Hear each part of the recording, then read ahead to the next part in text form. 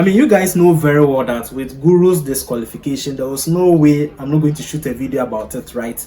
Yes, we are going straight to the University of Ghana campus, and yes, the intel we are picking is that Guru has been disqualified from the SRC presidential race. In fact, this disqualification came after his vetting, and we know they are just some few days away to election. Now, I don't know whether this disqualification is one of the political antics that some politicians use. Do you get it?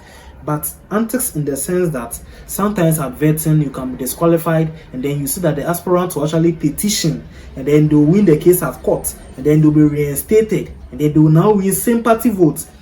I don't know if that is the political card, but that can't be the political card, because the discussion here is that not only Guru was disqualified, but another top contending, competitor. Now his name is Emmanuel Owusu and Ponsa, popularly known as Manuel for Life. I mean, basically these two were the top contenders for the SRC presidential election.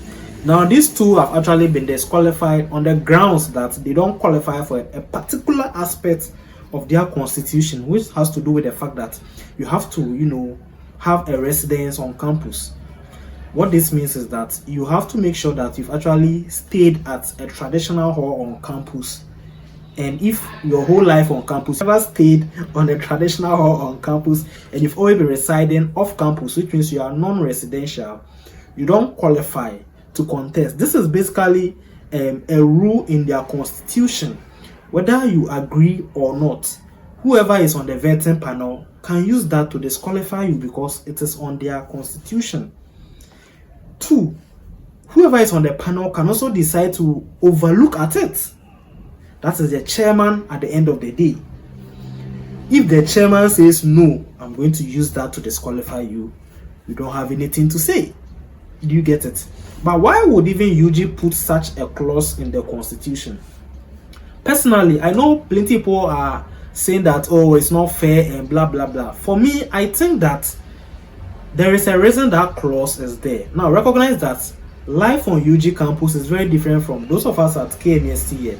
Where at KNST, after first year, you go off campus, you go and look for, your hall or hostel off campus, so that you make way for the incoming freshers to also occupy the traditional halls. But the story is very different at Legon. Legon, they have, I believe they have enough facilities such that you can actually, so in KNST it is in, out, out, out, that kind of thing. But in Legon, I know it is in, you can even still be on campus for as long as you can.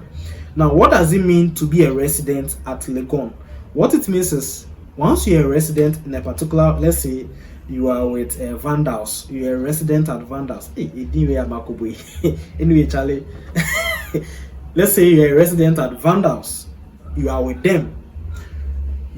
What it actually means is you staying on campus alone. I believe they might have thought it wise that when it comes to student problems, you definitely would have a feel of it. They are picking the move for non-residents probably based on the fact that if you are coming from home, it means you are less privy to the challenges students face on campus. When we say challenges students face on campus, it's not a matter of just a year. Someone who has resided on campus for 2 or 3 years and really knows what the challenges are.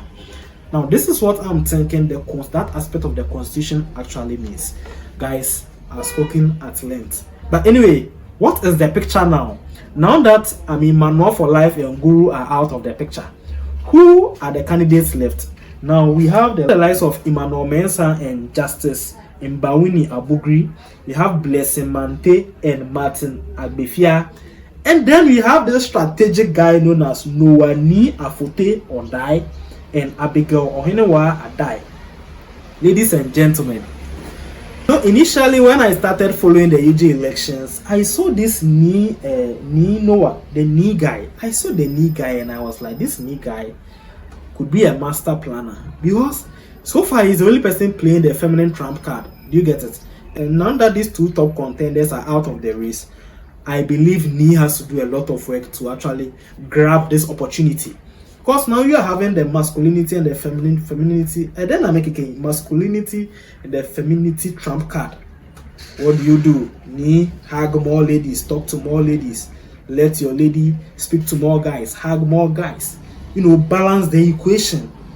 and things should work for me. But first and foremost, let's look at the official letter that UG released with regards to Guru's disqualification. All right, so guys, once again, I'm not going to read the entire thing, just one or two things. So this is a comprehensive vetting report by the UG SRC 2024 vetting committee, right? So pursuant to Article 40 and 41 of the UG SRC Constitution, the vetting committee of the University of Ghana Student Representative conducted the vetting process for the 2024 UG SRC general election on the evening of Sunday, that's 11th August 2024. Now the committee assessed 3 treasurer aspirants, 3 general secretary aspirants, and 5 presidential and vice presidential aspirants. Aspirants were assessed with a critical respect to the UG SRC constitution. Very, very important. So below are the aspirants vetted for the various portfolio. Now, key findings. Upon a careful examination of the documents submitted, it was discovered that 2 candidates from the presidential and vice presidential aspirants indicated their non-resident status, which they further confirmed during the vetting process. Now, what does this actually mean? Let's continue. Now, these aspirants are Maradona Ejeyeboah and Lawrence Edinam Igle. Oh dear, it's very sad. Do you know what this means? This means that Guru was actually disqualified based on the fact that he has a non-residential status quo. Now, Emmanuel, that's Manuel for life, who has been working very hard, went in for a vice president, and this vice president probably did not disclose to Manuel that he is also from non-residential area, and now use that particular L to knock out Emmanuel. This is a very big blow to Emmanuel, especially a very, very big. This is a political suicidal move, and as they always say, political sins are not forgiven. Now let's continue. A careful consideration of Article 30 Clause 1A of the UG SRC Constitution under qualification as seen below. 1. A student shall not be qualified for election to any executive office unless he is qualified to contest elections under his hall's constitution, except that a provision requiring a student to be in at least his 3rd year in this university shall not disqualify such a person from contesting for any office under this article. It is clear that the test of qualification of a candidate in UG SRC general election includes whether the candidate qualifies to be an executive officer of his or her residence JCR.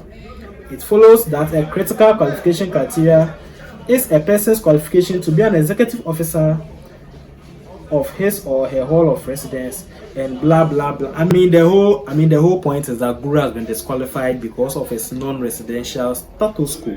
And in fact, currently we've heard students say no Guru, no votes, no Guru, no votes. No Guru! I can't hear no Guru! Thank you very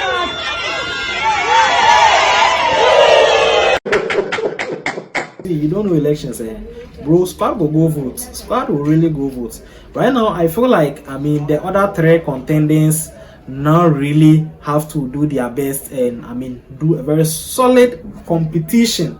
But Charlie, the Niamo guy, as I see him with his glasses, I was like, is this guy's Akufo-Addo's son or what?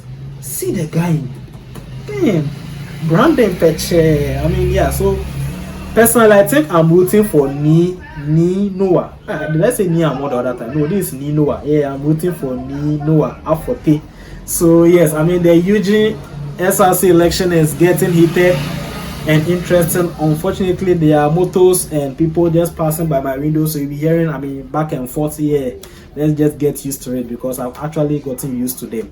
Alright guys, this is the situation on UG campus. What do you think? Go to the comment section, let me know what you think.